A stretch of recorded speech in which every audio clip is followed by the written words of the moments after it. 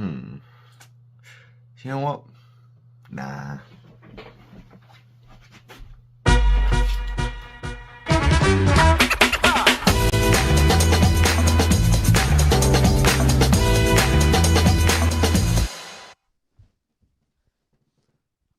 Hello and welcome to Untitled. Can you not? What? You sit over there. Oh, I said I was going to sit here. What? We were going to share. You can move along a bit. I can't. I'm stuck. There we go. Perfect. Right. On space. Do you have any idea what we're doing this episode? No, I thought you did. There is a Google Doc. There's right. Our producers just told us it's a Google Doc. So we are joined on the sofa by. Well, introduce yourselves. Hi, I'm Niamh. I'm the Untitled's Halloween and biotechnology correspondent. Yes. I'm going to ignore that TV keeps changing standard. And Finn. Yeah. You with us? Yeah. Hello. Good morning. You are making me incredibly warm, so I'm gonna go sit over here. I do have that effect on people. Right. I've just realised that should not be in shot. Anyway, why do you keep?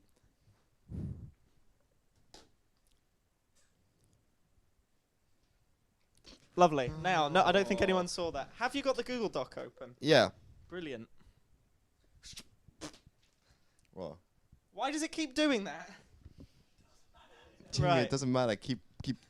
No, I'm filling time while I open the Google Doc. I was hoping you would have it open by now. Well, I do, but I don't know where to start. From the beginning. You both have things you wanted to talk about. Talk No, about hang them. on, Choose hang something. on. They're both in the start section. Why does it keep doing that? Docs.google.com.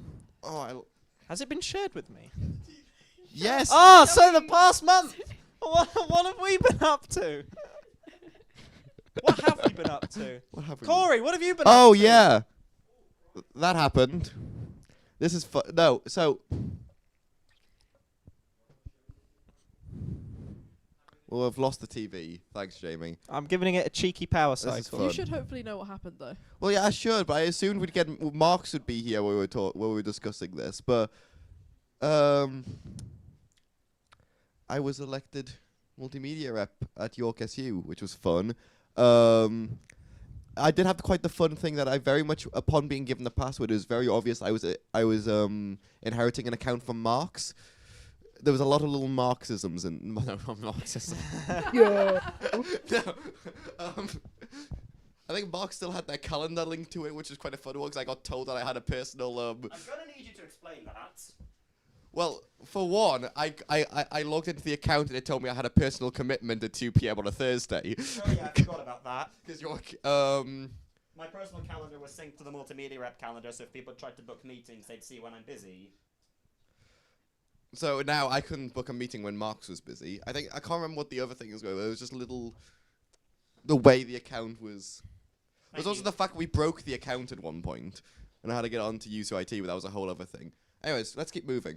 So just quickly, you may notice to the left of your name, we actually have a couple guests that I forgot to introduce. So we are being joined by Greichel Mace and Digny. So would you like to say hi? Digny. It's actually Digi. Right. One Starbucks person wrote Digi on my cup one time, and I'm never going to live this I down. didn't actually know that. I just took your name and rolled with a funny version. Good job, boss. Anyway, yes. Hi. We're here live from London because train tickets are expensive. Yeah. Well, that's fascinating. I'm sorry. I'm trying to fight this bloody TV.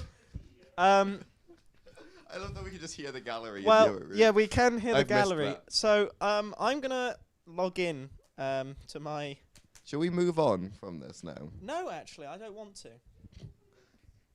Thank you, Marks. Something's just not. This also happened. Stirky! Do you want to come talk about the thing that you know more about than me? So most things. Hang on, right. Dizzy? Yes. Knob. Literally mixing the show. Oh, were you? Funny one. I assumed you were coming on for this segment. Come. Does no one read what Cameron writes? Well, no, because this one got added like very last minute. It wasn't in the doc, which is why I got But confused. crucially, Finn, we do read it. We just don't remember. And crucially, I haven't opened the document yet. For God's sake. That What also- were we doing yesterday, So Stirky and Kory, you were both, out and about yesterday. And would you like to tell us what you got up to? Because I hear there was some hijinks afoot. So, company I work for my first time I built an actual OB unit, because the company I work for were working towards actual televised content. So to test it, for the first time, we went and streamed a rugby match in Darlington using this new actual OB unit. 4 Sony cameras, 4 camera channels. But we needed camera operators. Now, since it was a test, we weren't really making money on it. We needed cheap. We needed free You needed labor. freelance. Literally, with a heavy emphasis on the free part. So, we brought 2 students in. So Dance Monkey Dance to your left here. Kory was one of them, yeah. So Kory, yesterday you were camera 3. I believe so, yeah. Was corner of the pitch with a full Sony HTC 3500, big broad camera, big Canon CJ25 in it. Have we got big a picture of broadcast that? Lens. Probably not. No. Shame. I can probably get one, but Well, that won't be very Film helpful onto- on your phone. No. It was all on SMPTE cables, so all powered network data, all on one big fat cable. Very nice. I do love a fat And Kory cable. actually did a pretty good job. I did. Was it you? The director was yelling at one point, going pan left, pan left, pan Well, left. okay, so Okay. yes, there was one point the director keeps because they kept going, no, the linesman, no, get the linesman, and I'm standing going, I don't know what a linesman is. I've never watched a rugby match. I don't know what the that guy means. that's on the line, boss. Well, they were all stood in a In line. fairness, they're all on a No, line at on some the point. edge of the pitch. I'm stood. I'm at the edge of the pitch. I'm stood around the back of the rack, just monitoring things. I just said direct to Kory, pan left. Kory, pan left, pan left, pan left. Oh no! When you shout pad left is because I couldn't see it, but to my left there was a player walking down the pitch who'd just been sent off, and he was shouting because I was about here and the player was about there walking towards me. Good job, boss man. You had a good day, and then I tried to get you to help de-rig at the end. Which I did do most of Millie did before. better. She put all cables away than you. Well. I don't think I've ever fuck you. seen Kory put things away. I put things away. I put the bloody. Sometimes. I put the Ursa away. Ursa? I hardly know her. Can I turn this speaker off? Yeah, it's the cable in the back. It's passive. No. Anyway, so yeah, that's what you two got up to. Yeah. Did you have a good time? Yeah. He did. I didn't, but that's fine. Brilliant. We was the day before I was at that stadium rigging till about 10. Do we not have another mic? Oh, probably You have that one. You have that one. No one has that. Thank you, Matthew. Musical notes. Our sound op has strong opinions. irony Right opinions, I should The add. whole reason it took me so long to rig yesterday was because of sound. Viz worked fine yesterday. Viz was perfect. Sound was the. At first, we had a dodgy SMPTE cable at one point. Oh, we did have We had but to we rerun just it had to to run run a a spare. We had something. enough. I mean, that's pretty. Yeah. Well, Um, anyway, you guys had fun at the event. Kory, you got to be free labour for a day. I got to see the rack-mounted not deck link, the Oh, rack-mounted Stream Deck. Yeah, the Stream Deck. And on that note, let's move on. So next up, Matt, would you like to join us on the sofa? I don't know where you're going to sit. Yes. I'm going to go back to mixing. Am I in it? I'm presumably in this shot. I if have lean no over. idea. You can get on the Stirky seat. Right, hang on. Let's. Try and Right, oh yeah, switch it. right. You're sitting over there now. Oh, use the Sure, radio mic. Fine. Lol. Right. So, would you like to explain this rather amusing image to me while Cameron moves his cursor off the screen? Jamie, the laptop's there. Oh. So, yeah. Oh, I've gone too far. You definitely What a said that. disaster this is. So, yeah, when you get into the working world, as soon as any recruiter notices that you exist, they swarm on you like flies.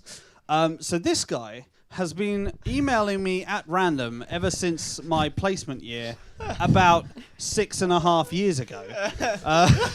And he came back for a new job, and because that was 6.5 years ago, my general field of what I want to work in is completely different from what he's trying to advertise me. And so I was perfectly ignoring him. and it just gets more longer and longer emails. And then I suddenly get an email that has no text in it. And I click on the summary just says no text. So I click on it and go, what is this email then? And I'm presented with that. At least it's not as bad as... I got another email. There's someone from Grafana who's been emailing loads of people at work. And I happened to get an email from him as well. And it said, "Hi, Chris." So, I seem to be very good at the whole... getting bad emails and then ignoring them. And so they just keep happening. You see, I only get that stuff from LinkedIn. Yeah, no, but LinkedIn... Jamie. That wasn't me. LinkedIn does the thing... Someone else is messing with it. LinkedIn does the thing where it emails you to tell you that there is a notification. And then doesn't tell you anything about the notification. Yeah. So you can get all your notifications. If you just ignore them all, then slowly they'll rotate through all of the different notifications, but not the one that's the last one. Do you know what's my favourite one that LinkedIn does? Speaking of LinkedIn notifications, so when it'll send you an email to say, this person posted a post, and then it'll give you the description of the post, but they won't tell you that they didn't post that. They just reposted someone else doing that. Yes. Yes, I hate just it when it does that. I immediately bin any emails. Because like, from I'm happy to LinkedIn. start a job or whatever thing. I'm like, I thought you worked somewhere else. It's like, oh no, they just reposted someone else starting a job somewhere. Nice. Well, I mean, we're now going to have Marks on the sofa. Exciting. The Goodness revolving knows. door of I was Dark gonna Trace say- employees. Oh, and Mark's joins the tradition of having food on the table. Yeah, Hey-o. don't make a mess of our living room. Given that it doesn't work. Yes, And go is for in it. shot. Oh, it's in shot, is it? Brilliant. Why is my... I'm just going to mute that. Next slide, please. So, Marks, you want to tell us a bit about Spotify, don't you? Yes. What? My favourite thing that came out of this was just my phrasing of Mark's girl dinner Polakovs. So I opened Spotify the other day to put on some banging tunes while I was getting some work done, and I was presented with a pop-up that asked me, hang on, I need to get the original screenshot up, got it. It asked me, what's on my day list? And I was given the options of McBling, Cowgirl, Bed Rotting, or something else. The four genders. No further elaboration should be necessary. I selected something else, and I was presented with a happy indie situationship Friday morning playlist. What? Spotify AI. Featuring Chapel Roan, Aurora, and Paris Paloma, which is it's not what I would describe as happy indie situationship Friday morning. That is all. Well, if they want a situationship song, surely Casual's the better What's a Chapel Roan song to situationship use. again? We'll explain later. Okay. Yeah, Us. we'll explain off camera. Right, okay, brilliant. Well, earlier we introduced a few people on the sofa. And we realised we haven't then- had them talk and then yet. haven't spoken to them at all. So what I think would be rather proper is to say, hello, Finn. The SRAs, the Student Radio Association Awards, I missed an A in there, oh well. They happened last night, didn't they? No, they didn't. No, they did not. The nominations happened. Yeah, that's what I said. No, it's No, not. No, you said the it's awards happened. Oh, I meant the nomination. Same thing, who cares? So, yeah. Us! Would you like to tell us a bit about the nominations? Yeah, I'd love to. So they announced them, and it's like this really awkward 20-minute video of like two presenters from the BBC and one presenter from Global announcing them like fake enthusiastically in like a way that's incredibly grating to me. And they went through them all. So URY got nominated for 15 awards. I got nominated for 5. Well done. No, so And Untitled, congratulations. more accurately, we got 3 nominations for Best Tech, which is half of the Yay. awards. That half the nominations went to us. Oh, lovely. So we could get gold, silver, bronze. We could. So we got one for Carols. We did 5.1, which Dizzy and Michael were very involved with. Harry and James just got nominated as a duo, which is pretty cool. My favourite duo. Well, and- I'm sure if you read that nomination, you'll know. And DAB in general got nominated. Best branding, best events, so for Carols again, and then a presenter hunt we did with LSR, which got left off the original text post, so we've added it in post. I wonder if you can tell. We did 2 chart shows. One was a joke. They've both been nominated. Brilliant. I How presented bad one of was them. everybody else's? Quite bad. I think the answer to that This is not question the is official Untitled opinion. I think the no, I forgot where I was going with that. I got nominated for Best Producer. Well done. Hardly know. Thank you. We got nominated for Best News twice. One for like our general election coverage. Final General election Revival, coverage. which is Harvey Miller, who keeps winning awards. He's not going to shut up about it. And We he's love you, definitely Harvey, gonna. He's but no, just we gonna don't. win this. Like that's the thing. He's just gonna win again. Yeah. Best Sport, yeah. Best Presenter, Tom Foreman. Best Station. So pretty good. Most out of anyone I think in the country. Not bad. Not bad at all. Not So, bad. I yeah. think on behalf of Untitled, we can present URY with one single clap. On the count of 3. 1, 2, 3. Thank you. Oh, even the gallery got it on the single clap. Anyway, I love having an open door to the gallery. It's Yeah, brilliant. it's so great. 'Cause we've also got Cameron in the middle, in between galleries. Anyway. Just a little go between. Eve, do you want to tell us about... Yes, the house that dripped dead and Sudbury. It's their 8th horror-a-thon. Yeah, so What is a horror-a-thon? It is a weekend of just watching horror movies. So they had a mixture of classic and new horror movies. So very good to see quite a lot of indie horror. Get to support sort of local people. But yeah, you might be wondering about the title. So the festival is in Sudbury, which is it's a town in East Anglia. It's like the event is usually called like Dead and Sudbury and then like a horror prefix. Because it's their 8th, they've slowly run out of things. So therefore it's the house that dripped dead and Sudbury this time.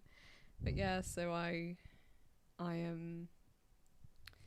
managed to watch 6 new features. Yeah, it was very Which ones are your fun. favourite? I was going to say rank them 1 to 6. I'm not going to do that, mainly because there was one that I really did not like. Oh. Not ideal. And we're not going to say which one that is, or are No. we? No, No. we're not. Because We're going to keep the viewers in suspense. But we're going to mention the other 5, so you'll know by... but also like there was Q&As at the end, and the director of this particular film did sort of a big what I consider quite a big faux pas, in that they spent most of the Q&A insulting their runners. Oh, good. Yeah.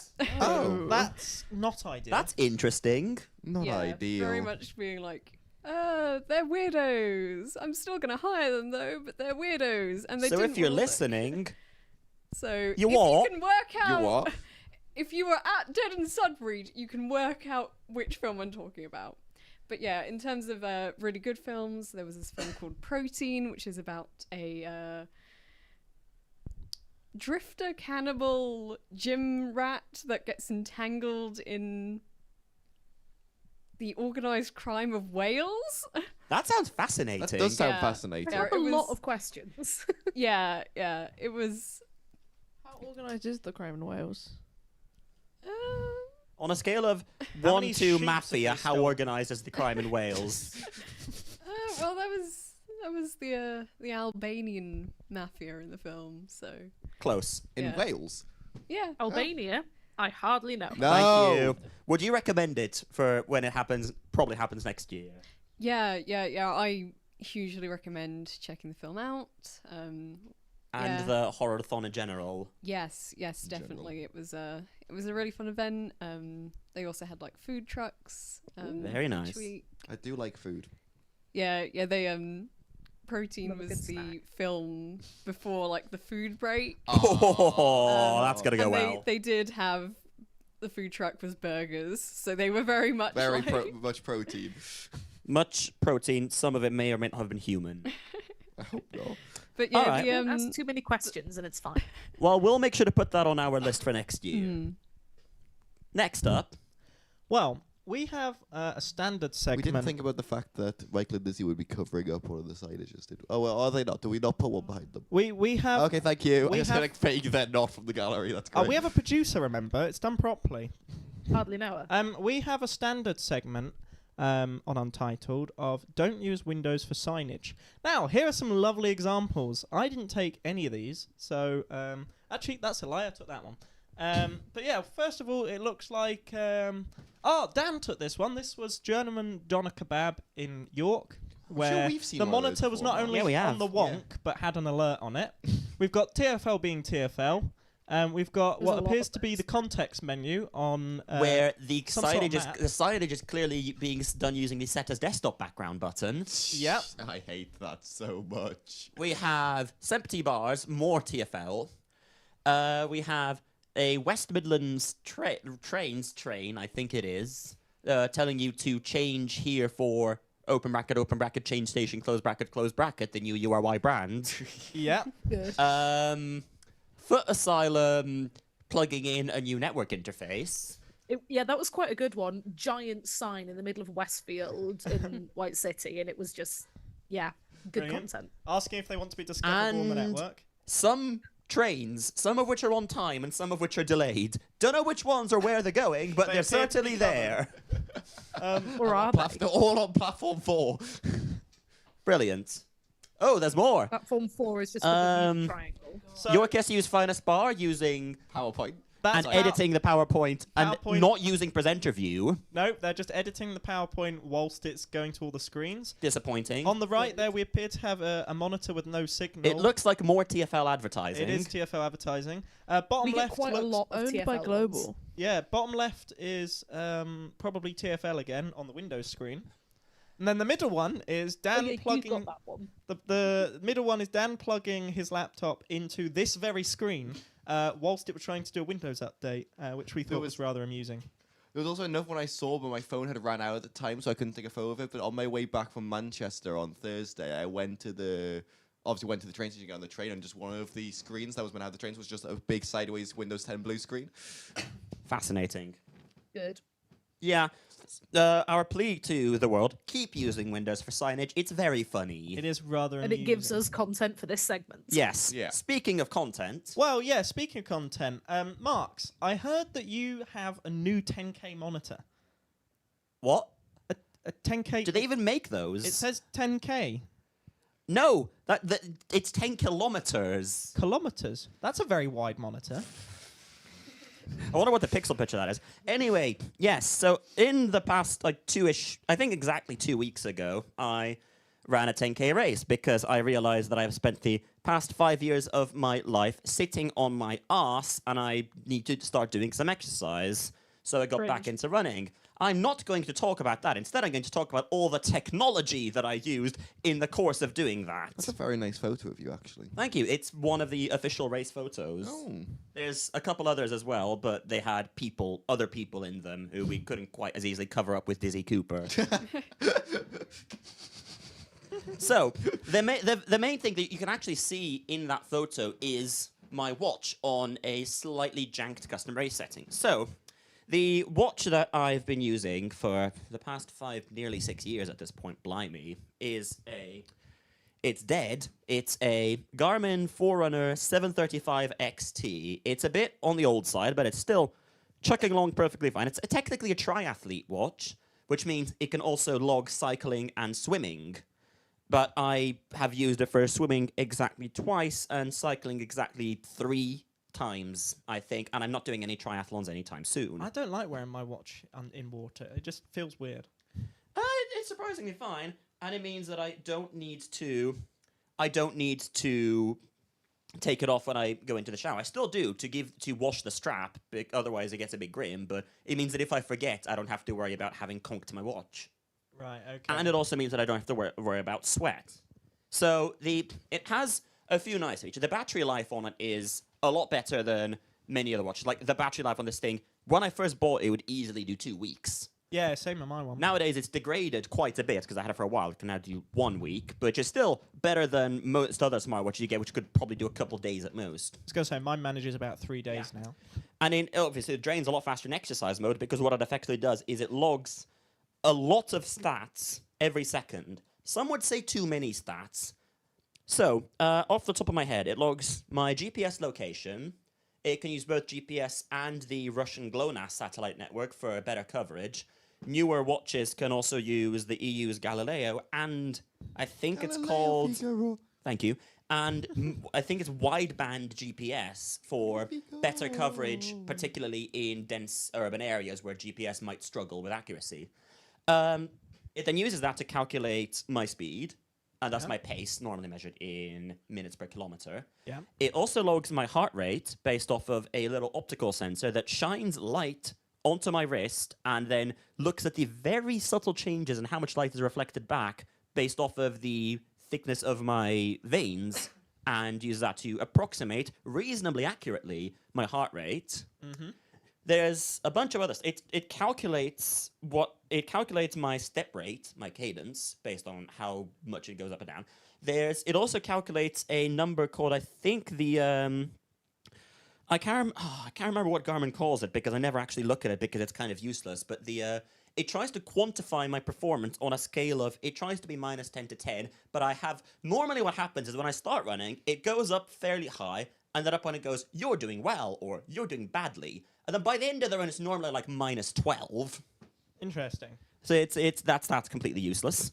And then it calculates various other stats. For instance, after a run, it calculates the training effect based off of what zones, I'm not going to get into the maths of it, but how long my heart rate spent in various percentages of my theoretical maximum heart rate, which you could therefore use as a function of, I guess. And then it came with it, but it's been lost in several house moves. It came with a heart rate monitoring chest strap, which uses electrodes for better accuracy rather than just light, but also could do even more stats in that it could measure vertical oscillation and calculate things like how much time I spend on each foot or how much time in a typical step I spend with both my feet off the ground and various other stats that I don't know why you'd want to use, but they're there. I mean, it seems very over-engineered. Some people like it. I mean, fair. See, there's sort of a big debate going on, has been ever since the introduction of these things in the running world of, should you be constantly looking at your watch during your run to see how you're doing, or should you just do it by feel? You want to strike a balance, because having a thing tell you how quickly you're going is useful, because sometimes I do just speed up without thinking about it. But it is very easy to just be staring at your watch for an entire run. So I had it during the race, partly to log how I was doing, and also partly to see where I was relative to my target time. Mm. But then beyond that, I tried to focus on the run. Speaking of which, not on the watch. You can't really see it because it's covering my hair. I am wearing a pair of bone conduction headphones. Now, normally when I'm on a run, I use my AirPods in transparency mode so that I can still hear the world around me, just in case something happens and I need to get out of Dodge, while still hearing music. But this race sensibly banned any form of headphones except over-ear bone conduction headphones. Yes. And now I saw plenty of runners out there ignoring it and running with AirPods anyway, which is a little bit annoying, but hey-ho. So I got the cheapest pair of bone conduction headphones I could get on Amazon. Yes. What's a bone conduction headphone? Essentially, they're headphones that, rather than going into your ear canal, sit on top of the bones that transmit the sound. And it's slightly overstated. I think bone conduction is technically what it's doing, but on a technicality. So it's a very small speaker vibrating, ostensibly, the bones that your eardrum is connected to, so that you can hear the music coming from the headphones while also still having your ears completely open to the world around you. So I spent, I think it was £21 on them. The sound quality was exactly what you'd expect from a pair of £21 wireless bone conduction headphones. Yes. Patat. But they worked. Yes, though the bigger problem wasn't the sound quality, but the volume. Because particularly in a noisy environment like the streets of Cambridge during a race, it's loud and the headphones are having to fight it. So I had to crank it to the maximum setting and then some. Crikey. To hear it. And speaking of which, in terms of music, because I found that I really that music really helps me stay on pace in a run. Your mileage may vary, but and the thing about it is that when I'm running, I listen to music at a much higher BPM than you'd normally find. So like typical pop songs are normally like 90 to 120-ish BPM, right? What I was listening to during this race is a custom mix that I put together in Ableton Live that was at anywhere between 175 and 180 BPM. Fair enough. Because that was the rate that I was doing of steps. Oh, right, I see. Oh, so you were stepping to the beat. Yes, exactly. Quite handy, that. Yeah, there's Spotify used to have a feature where not only where it would like actually measure your step rate and choose tracks that are at that BPM, and they even had a set of original tracks that had been produced by various producers at various BPMs. Like they re-exported the track and actually changed some of the musical elements to fit various BPMs. Oh. Then they retired it, which makes me sad. I didn't know about that. Luckily, somebody managed to, because like all the tracks are still on Spotify, you just can't get to them through the normal menus, so somebody found them in the big playlists of them. Ah, right, okay. And then the final thing that I'm going to talk about in terms of sports tech, because I know this segment has gone on for far too long, is training plans. Because particularly when you've got a race in mind, it is helpful having one. So the Garmin ecosystem has its own training plan system. It's a bit naff. But what I used is an app called Coopah, spelled Coopah. This is not endorsed, though I will happily take the sponsorship money. You're me. Thank you. And what it does is that you put in what event you're doing, so the length, what your target time is, and what your current fitness is, and it'll generate a training plan adapted to getting you from where you are to where you want to be. What if you don't know where you are? Find out. How? By doing a run. Oh, okay. So like what you would do is you would just go for do a 5-kilometer run as quickly as you can, put in your time, Oh, okay. and then it would work out what your current level of fitness is from that, and then Gotcha. adjust your workout times based on how it like speeds up from where you are to where you want to be, and it gives you various different types of runs. So like easy runs, long runs, some more specialized ones like interval runs at various different paces to get the fitness there. And they've also got a feature where you can chat with a coach, like if you need to adjust the plan and you're not sure about something. Right. It's quite useful. I can't remember how much it costs because it is a subscription service, but Right. it's at the point where I consider it worthwhile for not being on my ass for years on end. Yeah. And also, like, it motivates me to actually go for a run. Well, that's true, yeah. I'll close the segment off with the fact that that because I hate myself, I've also signed up for the Cambridge Half Marathon in March. So you're doing Why the are whole you doing this to rigmarole yourself? again. Yeah, I have done a half marathon before, but it was in 2019. And then I spent 5 years sitting on my ass. How long's a half marathon? 21.0975 kilometers. But did you win the race? No. You see, I was looking at this, right? Because obviously you're 4,339, and the person behind you is 5,000. The numbers don't... There's very little, if any, meaning to them. Oh, I was going to say, is this like a perspective trick? Because how else did they fit 500 people in between the two of you? No, it is just a number allocated to each runner. Oh, that's I not think, position. Like some of the lower numbers are generally allocated to the elite runners, but then the rest of the pool is effectively. So you're not an random. elite runner? No, God no. Like No. there's people who did the 10K in like about half an hour, if not less. Christ. My final time was 1 hour, 3 minutes, some number of seconds, which is still a respectable time. That is a respectable Well, time. speaking of something you could do for 1 hour and 15 minutes, our next segment is Come From Away songs / music. No, it's not. We're skipping it. We're skipping it. It is not that segment. Just talk about the fact that you went for a minute. Fine. Yes. So, I'm so confused. we're semi-skipping it. So, back in March, there was a fight night, Sure. which Mr. Fox, but somewhere back in the gallery, and I ditched to go to Liverpool to see Come From Away. Oh, yeah, 'cause that's the one I went up the ladder on. Yes, which is a genuinely heartfelt, heartwarming musical about 9/11 and the story of what happened Really to good. a Canadian town called Gander, where 38 intercontinental flights were redirected there when U.S. airspace was closed, and suddenly the population of the town doubled overnight, and the residents had to figure out what they were doing. It's very good. Yeah, I went to see it 5 years ago when it was in London, and it was when I learned it was a one-act musical. Yeah. And there's no interval. It's a one-act musical. There's, I think, 12 actors who each plays several roles, and also the set is very minimal, and they achieve a lot of the set work by moving around chairs. So Right. like when it's in The a set, plane, it's so good. Yes, when it's in a plane, it's two rows of chairs combined with the lighting design, which is done by Howell Binkley, may he rest in peace, who designed Hamilton. So it's good, and yeah, so it was so good that a couple of weeks back, I went to see it again, accompanied by those two. It's still 'Cause it on was- tour. I was on the tube like a month or two ago. Saw a poster on the side of one of the tube stations that was just I like point out it was actually mainline railway. shut up. That was like come from away, Wimbledon, October. Immediately sent a picture of it to Marks and went. So we went, and it was really good. It's really good. I think it is still on tour until December at a couple other cities. They have a lot of Which instruments on stage, which is also very cool, and they play stuff. Yes, the band are on stage, and without spoiling too much, there is a scene where they are in a bar and the band is playing in the bar, and the band come out on stage with the cast and play. It's really, really good.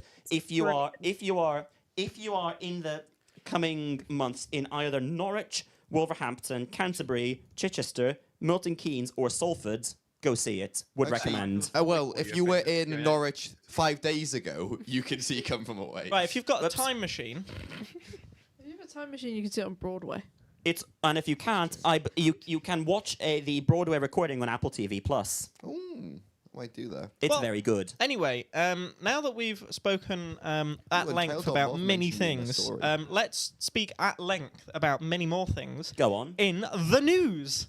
Yes, So, the news. yes.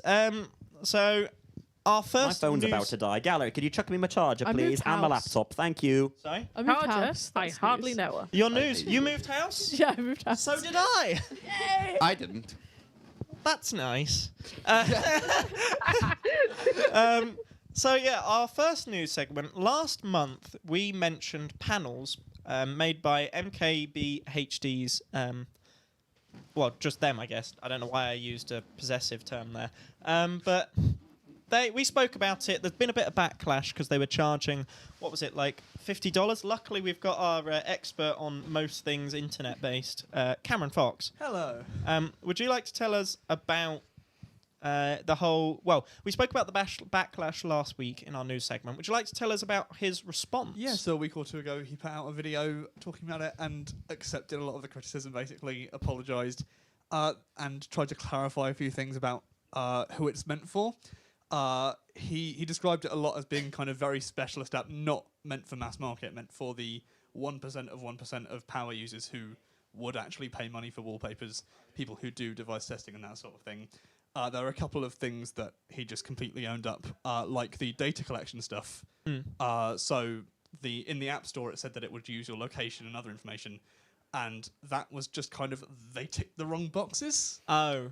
And they weren't actually using that information. There were other quick fixes. They've got rid of the ads in the stream of wallpapers, and now you can get the 1080p of any wallpaper without watching an ad. Right. You can watch an ad to get the kind of 4K or 8K version. Yeah. And I don't mean to imply anything here, but if I Go was collecting all of that data about people and then got found out, I pressed the wrong buttons would also be my cover story. yeah, you're not wrong. Oh, whoops! How did that happen? Bart? Hello. It Just was a letting you complete know, accident, in I 20 promise. minutes, the ISO recording will run out of space. Oh, Right, let's speed up. Thank you. Moving on. Diz, you're keen to talk about this stuff. So Tesla held an event the other week to announce a few things. One of them is the cybercab. It's like a new vehicle that Musk says would begin production sometime before 2027, and then said, "I tend to be optimistic with timeframes." Which He given does. He's been Can promising confirm. full That's an self-drive understatement. for over a decade at this point. Yeah, I love it it's where gonna- it's like, every few months, some massive tech bro just reinvents public transport. Yeah, Like, the idea bus of this app. is you're going to be This is able just a to bus like or a train. hail so you one want for a about. day, Uber style, and then there's like a big cyber van, I think they're calling it, that is just a bus, but with full self-driving. It's just futuristic. Like, the futuristic houses that you can make on like The Sims 3. It's just a bus that looks like that. Like, Brilliant. why? Yeah. But then there was something else going on at that event, wasn't there, Diz? There was. They not only did they release the interesting not even cyberpunk, just futuristic looking vehicles, they also debuted and demonstrated humanoid robots. See, okay, so about this, because I've also seen them with this, right? Because yes, they were being controlled by humans behind the scenes, but the fact that they had robots that could move that articulately and that... Wait, so they were robots this They time? were physical robots. Okay, because they've done this Because previously. there have been things where there have been people... They in have suits. done events that were literally someone in spandex. Yeah. These ones were robots, but they were sort of being mocap controlled by people behind the sines. Right, okay. But it's still not as very bad. impressive having robots at that level of articulation, which is kind of what they were showing, not that they were AI. Like, I don't think they made claims that they were AI at all. Maybe I'm wrong.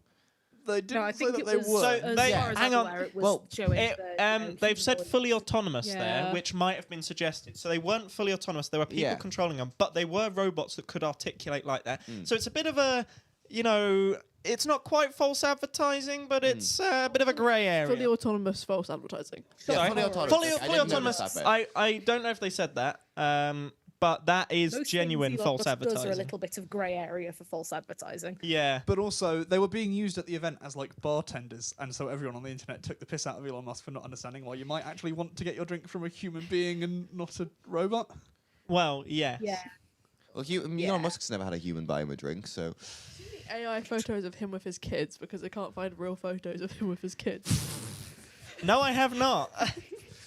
Can we misgender as robots? Because if he can misgender as kids, then we can misgender as robots, right? Anyway, think it works like speaking that. of Musk, he's also in his other venture, Twitter/X, has Wax, if you will. he's essentially broken the block button. Yeah. Cameron, have you got a bit more information on this? Yeah, so this is something they've been talking about / threatening for a while. Now, if you block someone on Twitter, they can still see your tweets. I think I know why Which- he's done this. It's Go because on. he still wants to see people's tweets who have blocked him. Probably. He's I like want the to see most his blocked ex-wife's person on tweets. He wants to Twitter. see his ex-wife's Yeah. tweets. That's exactly it. But, obviously this has real repercussions because blocking's a safety Yes. feature, and there are Yeah. lots of reasons why you might really not want Like- someone to be able to see Yeah, your tweets. it's stalkers or celebrities Yeah. with severely parasocial fans or something like this could be genuinely dangerous. And so this And has I'm caused also- another, isn't it- I'm fairly sure, isn't it like fully against I'm pretty sure it's a the it's a legal European requirement. App Store TOC or something? Yes. Yeah. Yeah. So we'll see if Apple or Google want to Or, play you that know, game of I'm chicken. pretty sure it is legal, like a legal thing that blocking has to have these protections as well. Like, Yeah. or at least in some jurisdictions. So whether or not they pull a Brazil and move out again and then move back in a week later, but Well, That was Who such knows? a sad day for Stan Twitter. yeah, that was. well, now we've done our traditional thing of talking about Musk.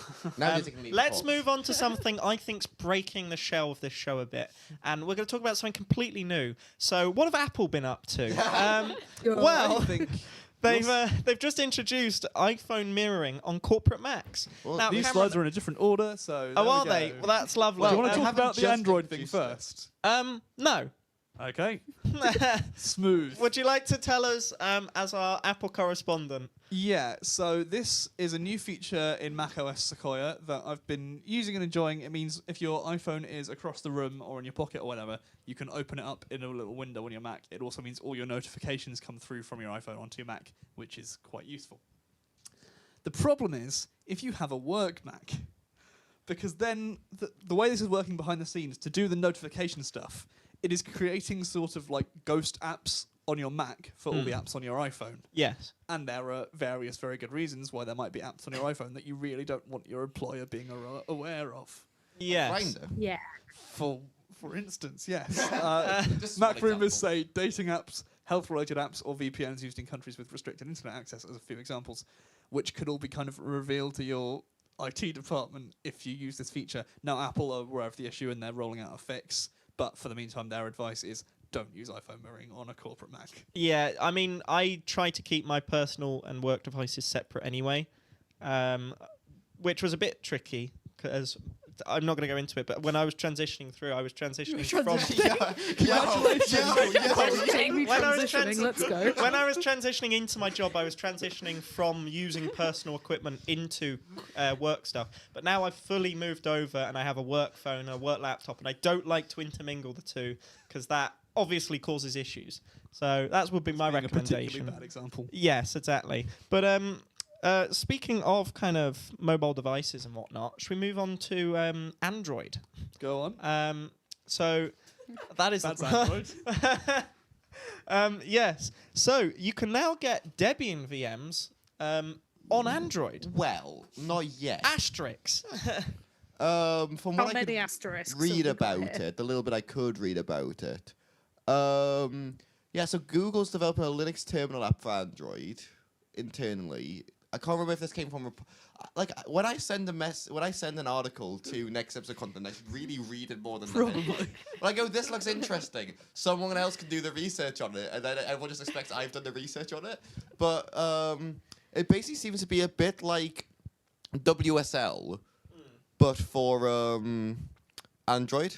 Yes, well, the comparison everyone is using is the Chrome OS kind Yes. of Linux type terminal thing. Which I like, as it says at the bottom of that TLDR from this article, like it could be that this terminal app is just meant for Chromebooks, but the fact that it's sort of running I've seen it running on Android, that it could be usable on your phone. Well, exactly. So But like, I'm not exactly sure what a lot of the use case for this would be. If I'm perfectly honest. It's an interesting one. Oh, something I just clicked. Do you know the iPhone? Do you know when the iPhone 15 Yes, was I do pushing, know the like, iPhone. do you know- really? You know the iPhone? Our Apple correspondent. Do you know when they were pushing the whole like, oh, you can play, was it the new Resident Evil or whatever you could play on iPhone, all the gaming and stuff? What if Google's just trying to like jump on all of the stuff Valve's been doing with Linux gaming and goes, oh yeah, you can do all that on Android now too. The next thing we see is Red Dead Redemption 2 running on an Android phone. Well, yeah. Speaking of Chromebooks and things that I don't like, Books, if you a new will. iPad has been introduced. I say that. But Jamie, it's I more own- capable and versatile than ever I with the own two powerful iPads. A17 Pro chip. I own two iPads. They're just both about Wait, 10 years old. I thought the iPads used the M series chips. Oh yeah, Not from my always all of iPad. them. So this Oh. iPad has a home button. So that dates. That's that. not the new iPad Mini. No. Oh, I've just. Well, it is a got small something. iPad, however. So Anyway, do you want to tell us a bit about it? this is really the Apple Intelligence update. There's not much more to say. There's a couple of new colours. It supports the Apple Pencil Pro now, which has a few minor upgrades. Minor upgrade. Not worth it. Next. Nah. Yeah. I mean, if you're going to buy an iPad Mini, buy this one now. I don't know if you can even buy the other one anyway. I think it's got double the storage at the same price points. It's been a few years since the last one, so that 2 makes sense. gigabytes. If you're going to buy an Apple iPad, don't. Next question. Moving on. Jamie has Anyway, opinions on Apple. yeah. Next up is the This is a fun one. click to cancel rule.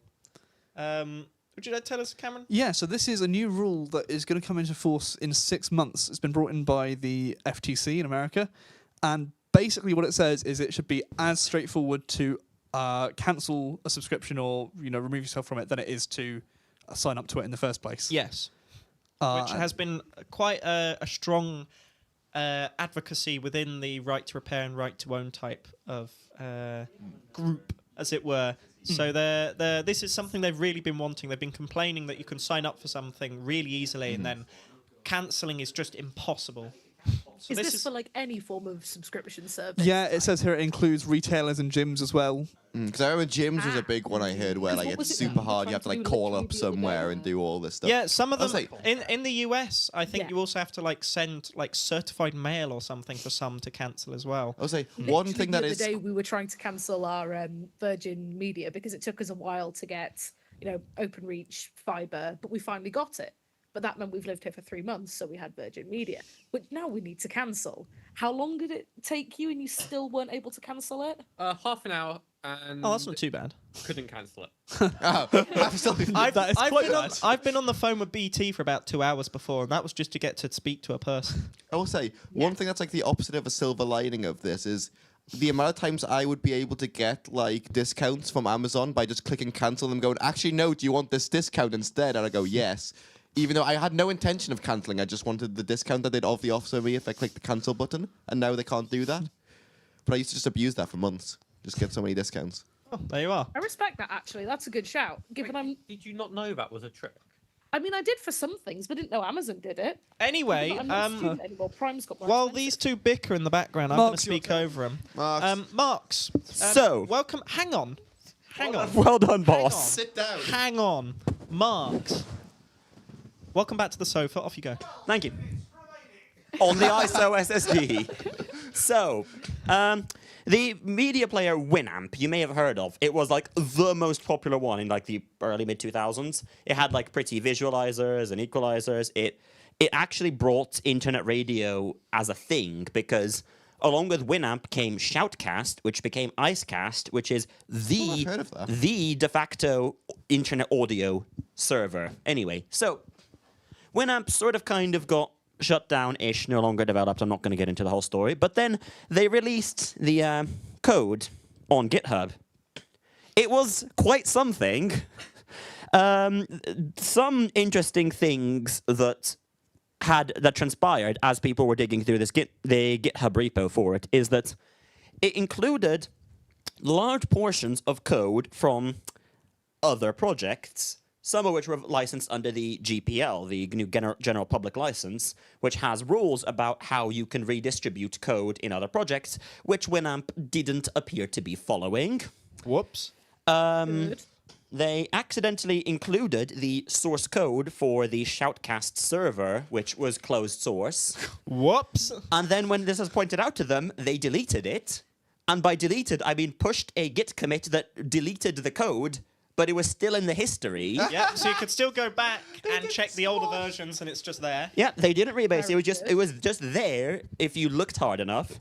And apparently it also included proprietary code from Intel and Microsoft. So, quite the fuck up. And so, earlier this week, the entire GitHub repo was just deleted. Okay, but the thing is, right, they do notice that people can have their own copies of this repo. Correct.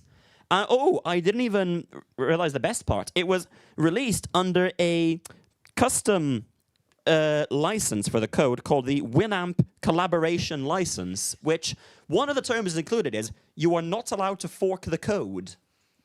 Oh, good. That is not only a big button on GitHub that is how you fork it, is also how you contribute code back, which was the intention, presumably, of them doing this. You'd imagine so. So I don't really know what they're playing at. The GitHub issue threads are still available on the Internet Archive if you want a good laugh. Well, Issue, if you will. that's certainly, yes. Quite the An interesting situation. Yes, it's a good read. I would recommend. Yes, but now we move to a little segment that previously we called AI Bollocks, but then we realized that making a graphic for it is going to be a little bit difficult. So, Well, when I suggested to Cameron we just make bollocks as a slide, I don't know why, but I don't know Cameron why. wasn't exactly... he wasn't happy with that. So we've Luckily, we came up with a new name for it, and that is... E equals MC squared plus AI. as suggested to us by someone on LinkedIn. It wasn't directly to us. Well, no, not directly to us, but we found this post online. Who combined Einstein's famous equation relating energy to mass and the speed of light with the addition of artificial intelligence. And my favourite response is physics, MIT, PhD. What? But Jamie, the equation highlights... Degree who specialises in quantum and particle, I hate it. As someone who doesn't have a degree, I hate it too. But Jamie, it highlights the potential for AI to unlock new forms of energy and enhance science... I'm bored already. Anyway, this month on... AI bullshit, but not. First of all, the Nobel Prize winners were announced for this year, and there are a few interesting things in there. Because, Niamh, do you want to explain? Right, so Nobel Prize for Chemistry. Interesting that it's more structural biology than chemistry. Right up your alley. Yeah, it's because, the reason why I did a biochemistry degree doubled the chances of getting a Nobel Prize. Yeah, it's because we don't really have a Nobel Prize for biology. It's physiology and medicine, which is a whole other thing. But it's gone to two people at DeepMind's. DeepMind's. That's Google's AI research lab. fold, which is it apparently has solved protein structure prediction, and although we're still trying to see how robust it is, it isn't very good. Like proteins are, we now understand that quite a lot of them don't have set structures or have structures that are changeable, and AlphaFold isn't great with that. It's also gone to so with Nobel Prizes you can have a maximum of 3 people. It's also gone to a slightly eccentric gentleman named David Baker, who is... Next slide, please. No, never mind. Back a slide. Rewind, Thank go you. back. You were saying? Who's at Rosetta Fold, which is a competitor to AlphaFold, but he's not been awarded the prize for his work with that. He's been awarded the prize for sort of like general computational biology. But he's a very interesting character in the space. One of the people in my supervisor's lab went over to David Baker's lab and described it as being slightly akin to a cult. Lovely. Well, that's fun. Interesting. Yeah. The odd atmosphere. But yeah, I love cults. and also for Corey Anderson 2024. But that wasn't the only Nobel Prize winner for AI. I don't think we have an image for it in the slide, but also the Nobel Prize in Physics 2024 went to 2 gentlemen named John Hopfield and Geoffrey Hinton, quote, for foundational discoveries and inventions that enable machine learning with artificial neural networks. I'm just trying to find... Yes, I believe they were the people who wrote the initial early papers back in the 1980s on the notion of neural networks and essentially simulating how the human brain works through neurons firing data at each other and assembling themselves into shapes that we know that has basically... It was sort of forgotten about for a few decades, and then somebody went, shit, this is good, we should do this, and here we are today. Yeah. Like, is it good work? It's, founded the entire field of AI, basically. But is it physics? Debatable. Yeah. I think the fact that we've pinned sort of our, like, here is all of the important science to categories that a guy having an existential crisis came up with isn't necessarily useful. Speaking of existential crises... You're my favorite sport. Slack is working... It has been released as Slack is working on features to integrate AI agents and assistants into it to allow, presumably, the likes of OpenAI and... Oh, blimey.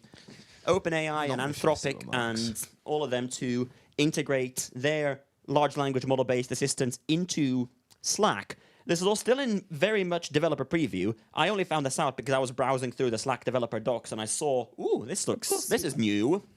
So it's still in the works, but at some point, if you pay money for Slack, you may start seeing the option to have AI-powered agents and assistants in your Slack. Why? So you can just have a random chatbot. Like, I know chatbots exist in Discord. Like, there's one that's just called Yap GPT. So it just, chats random crap at you. Are we talking like that kind of? Sort of. It would be it would have access to information, I believe, though I'm not 100% sure on this. It would have access to information from your Slack workspace if you gave it. Security 100. To be fair, I can think of one good use case for this, which is this. If we had this with URY Slack, it would just be like all of the alumni's collected knowledge in one thing I can ask. To be fair, I think... I was going to go with how quickly can we make a Slack bot say slurs? No! No. To be fair, of all the apps where you would consider integrating like this, Slack probably makes the most sense, given it is already entirely driven around conversations. Speaking of conversations... Adobe. Stop. had their Adobe Max conference earlier, where where they announced plenty of AI features, including a very interesting one that we haven't got in here because we're already running way over time. But one of the features they talk about, powered by Adobe Firefly, which You is will their not name believe for your AI, eyes. is generative extend, which essentially, in theory, lets you click and drag past the edge of a clip in Premiere to extend it. No, I hate it. You're not talking into the microphone. I hate it. I mean, as somebody who has gone, no, why did you end recording so early? I could see the value in it, but it comes into the whole debate of AI as a tool and whether it's helpful or hindering, which we're not have time to get into today. And then there's also another really cool one which you should look up, where Adobe Illustrator could take a 2D character, rotate it in 3D space, a full 360, and then flatten it again. So, for example, if you drew a character that's facing dead right, you could rotate it to see a bit of them from behind, and it'll fill in the details. It's really interesting. You should look it up. Anyway, and Yeah, I have a lot of opinions about AI being used for art-related purposes anyway. and we don't have time to go into them today. So, the final entry is... Oh, yes, I sent this one. In case you were wondering how Apple Intelligent's notification summaries would handle you receiving a text from your partner saying that they're breaking up with you, this is how. So, because we talked about, was it an earlier show we talked about the Apple Notification summaries, yes. Yeah, we did. I was wondering if we talked about it on the show, or if we just talked about it. But obviously, we saw what Cameron's looked like of messages in Slack, and I just saw this one come Some of them are across my questionable, but this Twitter. is better. I just love the phrasing of no longer in a relationship, wants belongings from apartments. It sums it up, doesn't it? Speaking of summing it up, Yeah, we're now going to go on to a beautiful VT that I think you truly explain just the inner workings of Untitled. It's my best movie I've ever made. I haven't seen this It's yet. a personal passion piece. So let's go ahead and watch that now. Am I going to get it on the TV? No. I'm gonna go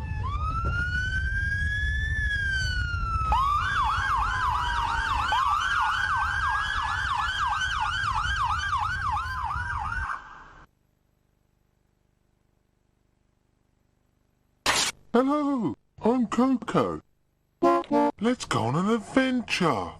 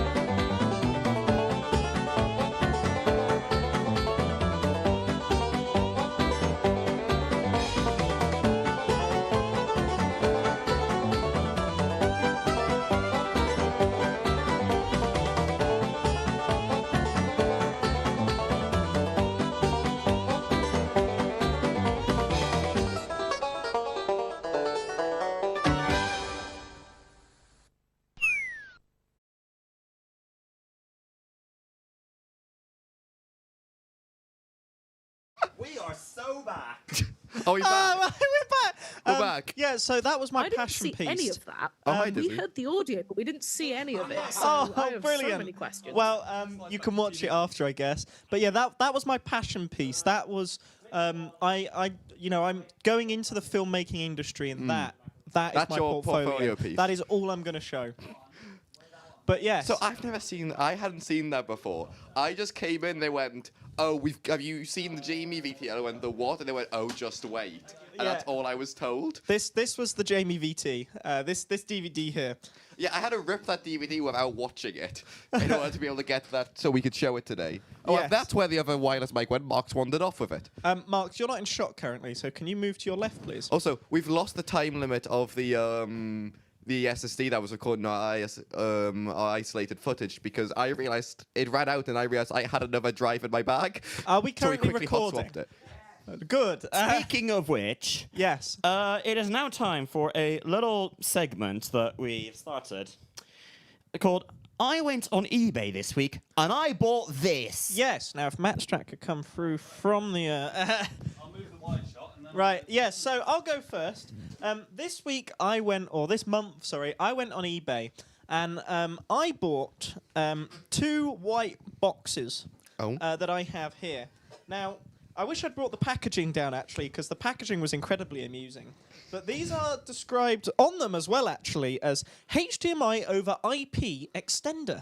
Now, you may be thinking, oh, that's just HD-based T, but with, like, some buggery, so it's not quite HT-based T. But no, this is actually over IP. This will go through a router.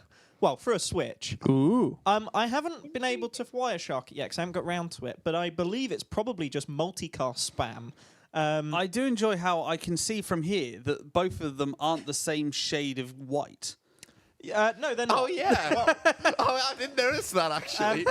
So because it was an eBay, this was stock that like a AV place were getting rid of. Right. So obviously the receiver has probably remained in a box somewhere, and this one's maybe been more in the sun type thing, moved around. But yes, they are different shades. Also, if you want to change what group they send to, so you can have several of these on a network and have them all send to different things and whatnot. Okay. It uses dip switches. Nice. So dip switch all over the place. So they didn't implement any IP of the rest of the IP stack. They No. didn't, make a nice, even a basic little web page with 4 buttons on it. Nope, they used dip switches, Nice. which is just brilliant. It does have a loop out on the TX, which is nice. But the other minor problem with these is the latency of about 500 milliseconds. How am I not surprised? So they're quite... Which, I mean, it would be fine for signage. So for signage, they're fine. I mean, I bought them because they were £25 off eBay. Do we really want to use things for signage? We have an entire segment of this. I mean, the recommended retail price of these is £150. And I got them for 25. I wouldn't buy this at full price or anywhere near full price. Probably not even half price. What is full price? I just told you, £150. Oh, God. But yeah, Disney talked over you. I got 25. I got these for £25. They're fun to play with, but yeah, the latency just means they're non-usable. Also, no embedded audio. Oh, nice. It is just video. So this is God knows what I So can does use it, it not for. only does it not implement the entire IP stack, It doesn't implement the entire HDMI HDMI spec. either. No, they're just some fun boxes that I like Do to they play even with. say HDMI on them at all? Or does it just go HD in? No, they say HDMI. Ah, so they're probably HDI, high definition interface. It's not quite multimedia. Yeah, no, they might be licensed somewhat. Who knows? But yes. But next, favourite type of we're going to morph this slightly by just saying because you bought something. Yeah, but it wasn't quite on eBay. No, see, eBay doesn't have as good stuff anymore. I've gone past eBay. Now I'm onto AliExpress, right? You get new stuff. Well, the really good shit is. Yeah. And now, at least in the UK, in theory, you can send stuff back to some random warehouse in Someone's Luton. playing music somewhere. So Luton. I got some things, and they themselves actually work great. They do. I got some 30-meter fiber HDMI cables, which, they do return audio and everything like that. And they're rather thin, and I need to label them a bit better because it's really. Oh yeah, we're We're using them for all the cameras. Yes, so currently this camera here is using a HDMI 30-meter fiber optic. Also, this one here. Fiber. The I one that you hardly know. can't point No, the out one because that it I doesn't. can't point at. It's this But that one. one is as well. This one. But yeah, just out of interest, what are they rated for? Well, so I had a choice when I was ordering, as you do on AliExpress. There's normally a billion clones of the same thing when you search for anything. And I had the choice between one that did 4K 60, or one that did 8K 60, or 4K 120. Now, of course, the 8K one was cheaper, so I bought those. Nice. And yeah, I spent about 50 quid for 60 meters of HDMI, and it vaguely works. And then got immediately enraged by Black Magic when I arrived here and find that their ATEM is stupid. Yes. And despite the fact that spits out too much camera control. yeah, even when you tell it don't use camera control, it still uses camera control and then forces my camera into all the wrong settings and doesn't allow me to bloody change them. Yes, it's most infuriating. Speaking of buying cables, though, this is just reminding me of what you bought recently, which was on Amazon, but not quite. Where Well, you hang on, bought... we'll come back to that just Oh, do quickly. we- There's one more cursed thing. There's one more I want thing. to say the workaround for stripping Yes. that camera control. So yeah, to get the whole frame, because it was forcing it to be 5.7K, and then cropping it to like the 4K standard, not UHD, which is actually what we're using. Yes. So this camera is going through a HDMI to DVI and then back to HDMI again, just so that all the extra pins in the HDMI port are not connected. What could have Just stopped? so they're lost. You know what could have stopped it from going above 4K, Matt? If you bought 4K cables instead of 8K cables. No, but the thing is, it only outputs 1080p. You know, It changes all of the camera settings so that it has to crop it. Yeah, it scales the output. Yes, it's stupid.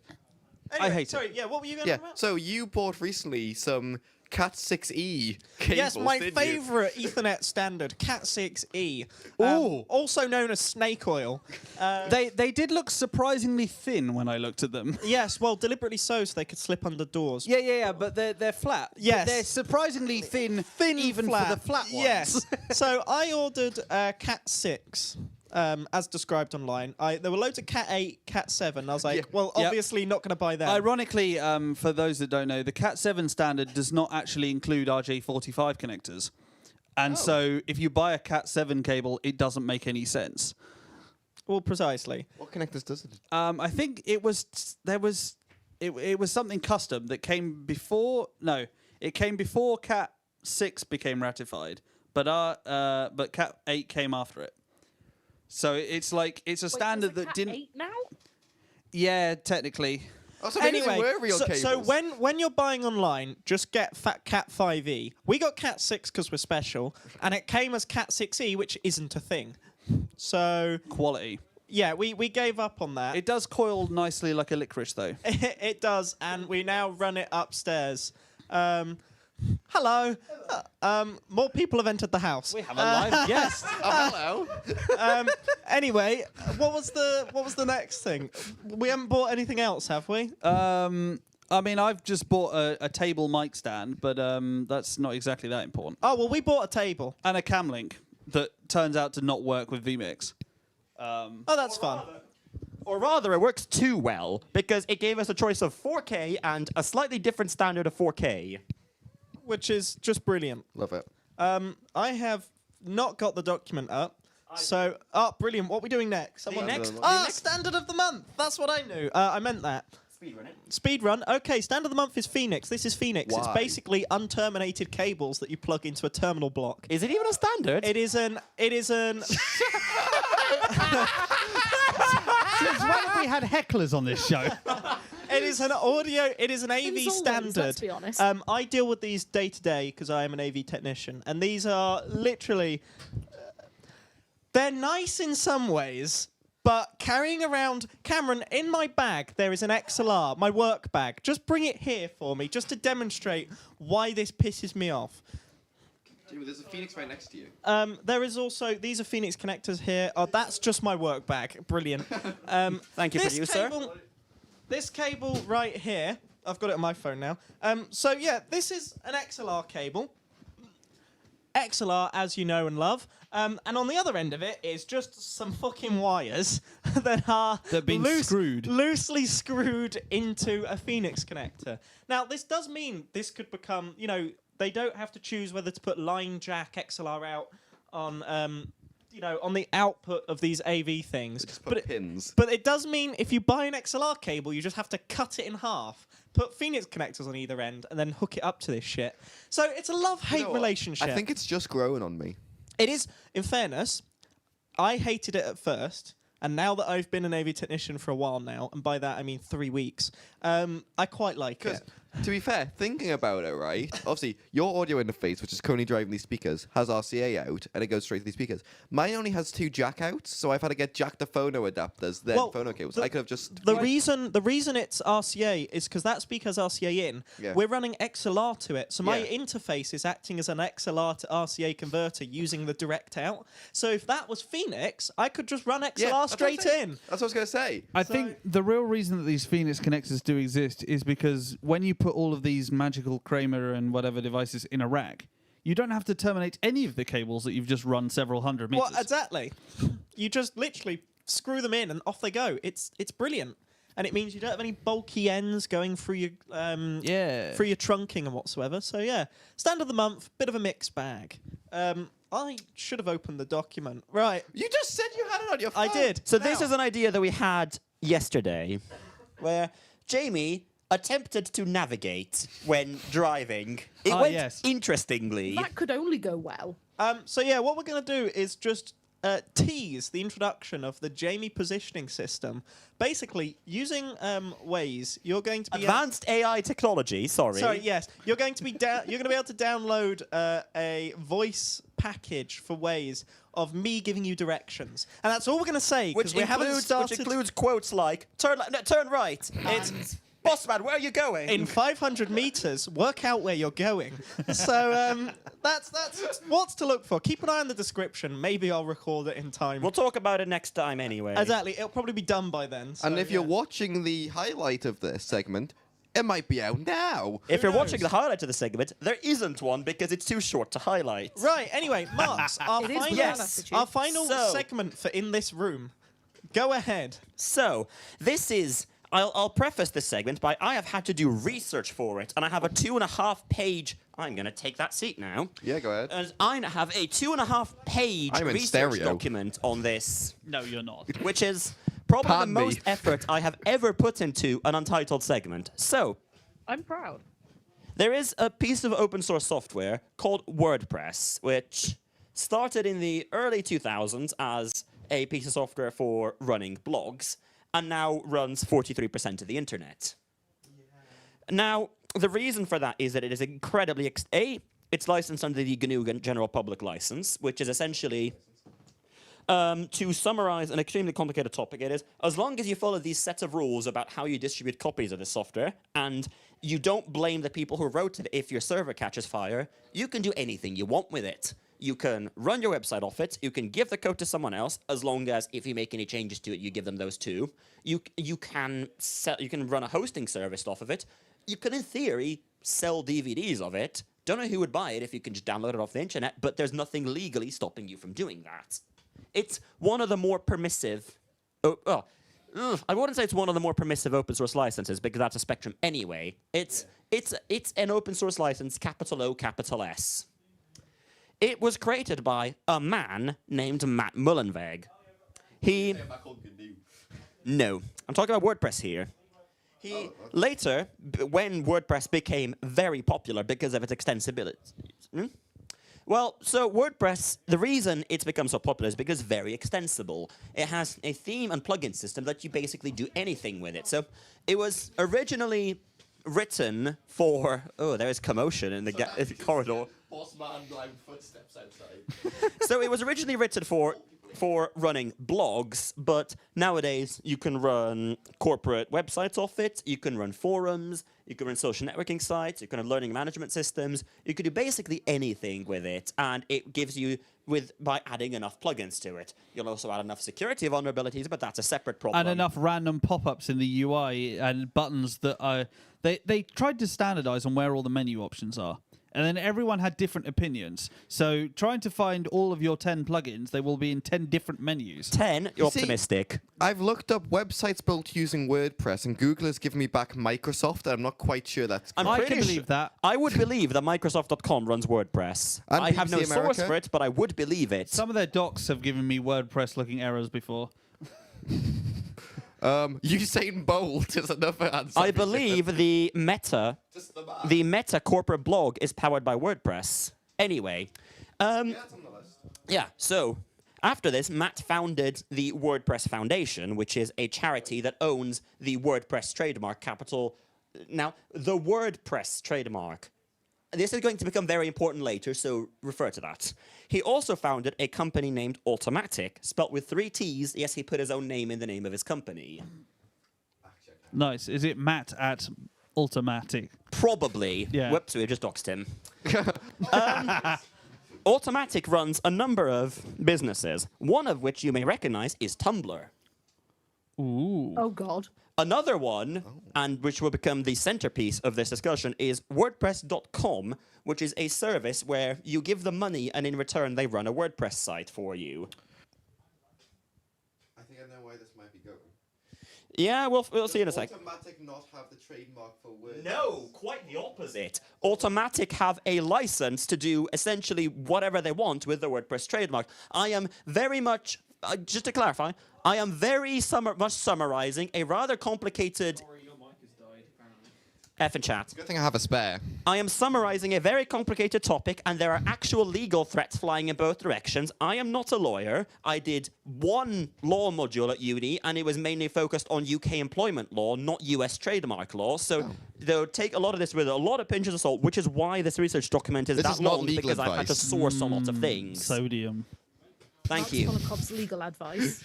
Cheers. Not that. For legal reasons, not that. Anyway, yes, so essentially, Automatic have a license to exploit the WordPress trademark. I see. There's also a website called WordPress.org, not to be confused with WordPress.com, which is the website for downloading WordPress itself, as well as for downloading WordPress themes and plugins. Essentially, people who make themes and plugins can upload them to WordPress.org after meeting a set of criteria, and then anyone on a WordPress install can click one button to download them. Not to be confusing, but the WordPress.com make their own plugins and themes that exist on WordPress.org. Yes. Why would it be easy?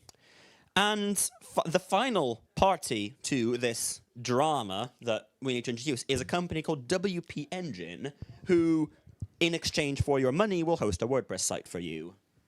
So, this is when things become interesting. On the 20th of September, there is a talk at WordCamp US, which is a WordPress conference, where Mr. Mullenweg, in no uncertain terms, shits all over WP Engine. This was followed up by a blog post the next day where That's not very sanitary. on the WordPress.org website, the official one, where he describes WP Engine as, quote, a cancer Wait, to on which WordPress.org? WordPress.org. Okay. The official website for the WordPress.project, where he describes WP Engine, this company that runs WordPress websites for money, as, quote, a cancer to WordPress. Nice. Oh. In his justifications being that they disable, on their sites that they host, they disable some core WordPress features, such as tracking of revisions of a post. So WordPress can save the history of a post, so you can go back to earlier versions. WP Engine disable it on their sites, ostensibly because people wouldn't use it, possibly also to save on storage. Either way, the GNU General Public License gives them the right to do that. Another justification that Mac gives is that they don't contribute back as much developer time as Automatic does. So sort of one of the unwritten rules in the open source world is that, excuse me, if you are making a significant benefit from an open source project, it is expected that you will contribute back in some form, either by funding or by contributing code to the project. Now, Automatic have quite a number of people whose full-time job is to work on WordPress itself. WP Engine, I believe, also has some, but a lot fewer. Yeah. Again, legally, there is no obligation to do this. You could just take the WordPress code, run it, and not contribute a penny or an hour back to the WordPress project. And finally, his claim is that using the phrase WP in their company name makes it seem affiliated with WordPress when they aren't. Now, this is where it gets interesting, because On the WordPress.org website, they have a trademark policy page, which tells you how you are and aren't allowed to use the WordPress name. One thing it used to say on there is, quote, "The abbreviation WP is not covered by the WordPress trademarks, and you are free to use it in any way you see fit." Did they remove it and then... No, they changed it to... "The abbreviation WP is not covered by the WordPress trademarks, but please don't use it in a way that confuses people. For example, many people think WP Engine is WordPress Engine and officially associated with WordPress, which it's not. They have never once even donated to the WordPress Foundation, despite making billions of revenue on top of WordPress." That is the wording on the website. But it's confusing because they can't put the name of the product they sell in their company name. So here's the thing. In trademark law... You know this is going to be good. Oh, no. There is the concept of fair use, which is similar but not the same in copyright law, so don't get them mixed up. Yeah. So in trademark law, essentially fair use is where you are allowed to use a trademark that someone owns. And one of those uses is what's known as the nominative use. So essentially, if a thing you are making interacts with something else where the name is trademarked, there are cases where you can use it. For example, if you make a piece of software for Windows, you are allowed to say it is for Microsoft Windows, and that is not a trademark violation. You aren't allowed to Winamp. You aren't allowed to say, for instance, take the example of a piece of software that I have worked on called Badger. I am allowed to say Badger for Windows, because I am describing that it is a piece of software for Windows. If I were to say it is Windows Badger and make it seem like it is associated with Microsoft or Windows, that would get me in some legal hot water. But I'm very much allowed to describe it as something that works with it, in the same way as describing that you could say that a plugin is, I don't know, what's an example? E-commerce for WordPress. That is entirely a legitimate use of it. Saying WordPress commerce is a little bit more muddy, but like WP Engine, again, WP not being covered by the WordPress trademarks, are very much allowed to say that they run a WordPress hosting service because they're describing what they do with WordPress.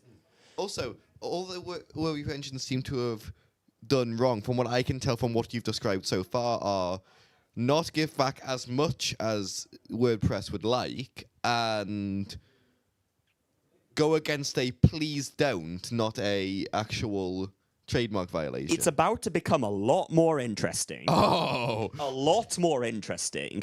In what way? So, one thing that transpired later down the line is that essentially legal letters started flying around. WP Engine sent word automatic.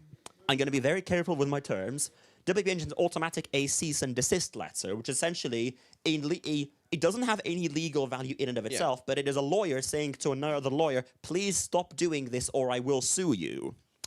Where one quote from this cease and desist letter is, Mullenweg threatened that if WP Engine did not agree to pay Automatic, his for-profit entity, a very large sum of money before his September 20th keynote address at the WordCamp US Foundation, he was going to embark on a self-described scorched earth nuclear approach toward WP Engine within the WordPress community and beyond.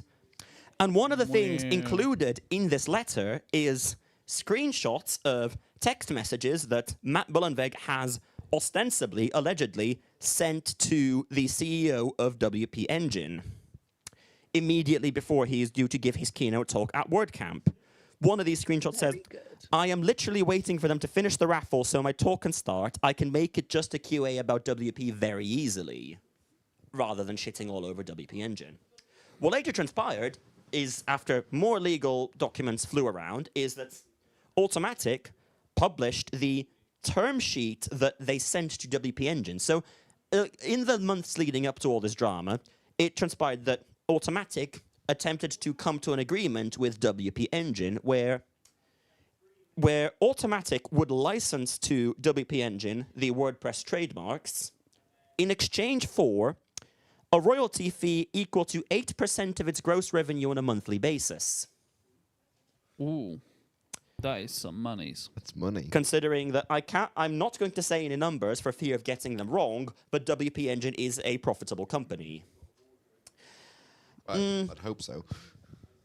Yes, and then on the 23rd of September, Automatic sent its own cease and desist to WP Engine, essentially alleging that WP Engine were violating the WordPress trademarks.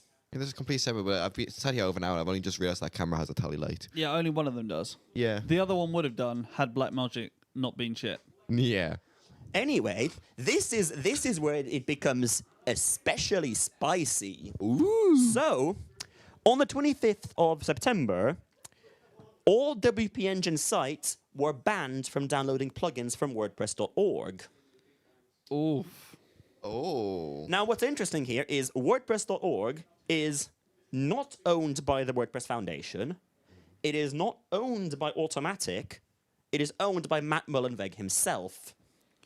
And is operated, I believe, though I could be wrong on this, on Automatic infrastructure. But he owns the domain. Oh. On the 26th, Matt posts a post on his own blog claiming it's all about trademarks, but we Automatic have been attempted to make a licensing deal for a very long time, and all they've done is string us along. Yes, thank you. Then the ban from the Mac Singer was lifted and then unlifted.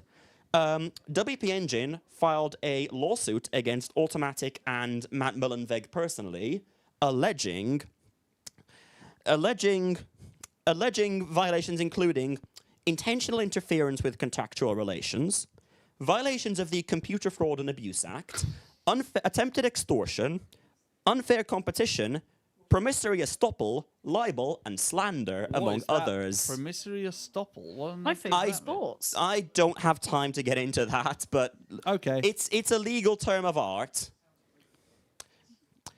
Yes, so WP Engine filed a lawsuit against Automatic and WordPress.org. Essentially, yeah, promissory estoppel is where a promise has been made but not acted on. In layman's we don't have time terms. to get into this. Immediately gets into what it is. And I will say no more on that. Then, the WordPress.org login page, so you need to log in to contribute to it, because also it's the website where WordPress developers communicate, and is also how you get access to WordPress Slack. It is updated to add a button on the login page that reads, a checkbox that reads, I am not affiliated with WP Engine in any way, financially or otherwise. And you have to tick it to log in. Nice. This Very feels good. really petty. And then, It's really fucking petty. and the height of this whole thing is that one way the WP Engine do arguably contribute back to WordPress community is that they maintain a plugin called Advanced Custom Fields, which essentially lets you add custom fields to post in WordPress. So, for instance, WordPress has a title field for its post, but if you wanted a subtitle field or a blurb field, you could use Advanced Custom Fields to add them without having to hack on the WordPress code. And then you could read them from your theme or other plugins. I'm assuming a lot of people use this. Yes, and it's maintained by developers at WP Engine. On the 12th of October, Matt announced that they are forking Advanced Custom Fields into a plugin called Secure Custom Fields, and replacing the listing on WordPress.org for Advanced Custom Fields with Secure Custom Fields, meaning that any sites configured to get automatic updates would have their ACF replaced with SCF automatically. Oh. The justification for this was that there is a security issue in ACF that WP Engine, the developers employed by WP Engine, had not patched. To which WP Engine countered that they couldn't because they couldn't log into WordPress.org without ticking that box. So they were like, in good faith, we can't log in. Eventually, I believe they sent the patch to the WordPress security team who then applied it. No. The drama is still evolving, so ostensibly people who are questioning the addition of the login field have been getting banned from WordPress Slack. The source is now spicy, not open. Yeah, and then the most interesting thing that came out of this, I know that we are running somewhat short on time, but on the 3rd of October, Matt offered employees of Automatic an offer that if they disagreed with his actions, they could resign and be paid $30,000 or 6 months of their salary, whichever is higher. And apparently, he posted that 159 employees took the offer, which is just shy of 10% of Automatic's employees, Crikey. But before all this transpired, they had 1,800 employees. So later, he made another offer, this time offering 9 months of salary in exchange for leaving if they disagreed with his direction. And that brings us roughly to today. There are several points in this document that I have not talked about because it would get even more fun. You can look it up. There are various news articles summarizing this whole messy situation. My biggest question: do we have the copyright to be able to show I was that going to say, logo? are we breaking the?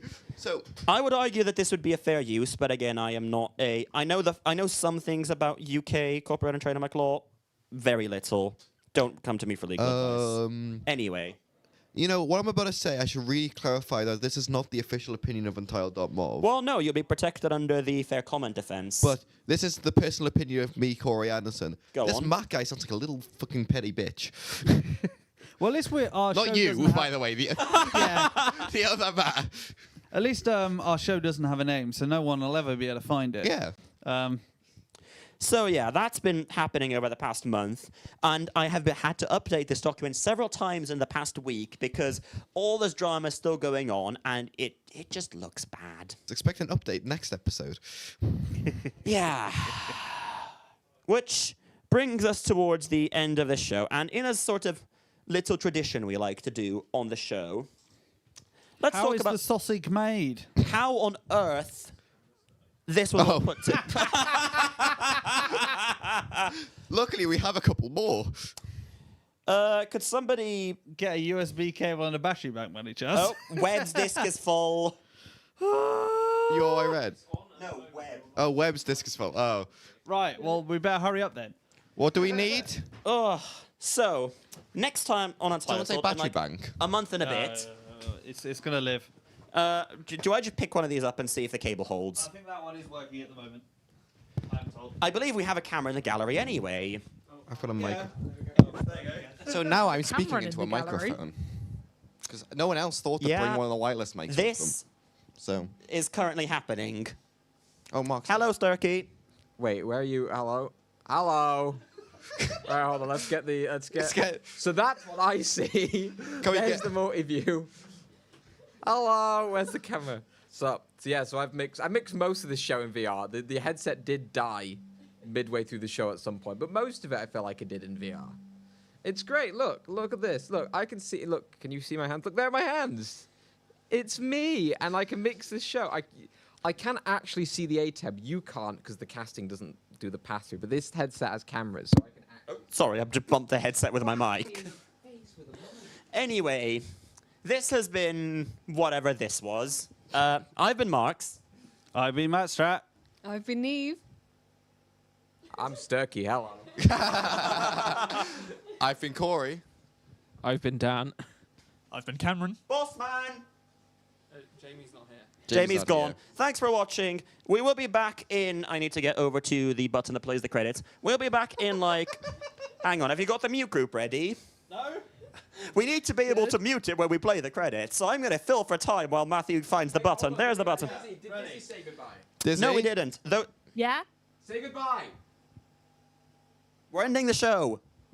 Oh, Say- bye. We'll see you next time. Goodbye.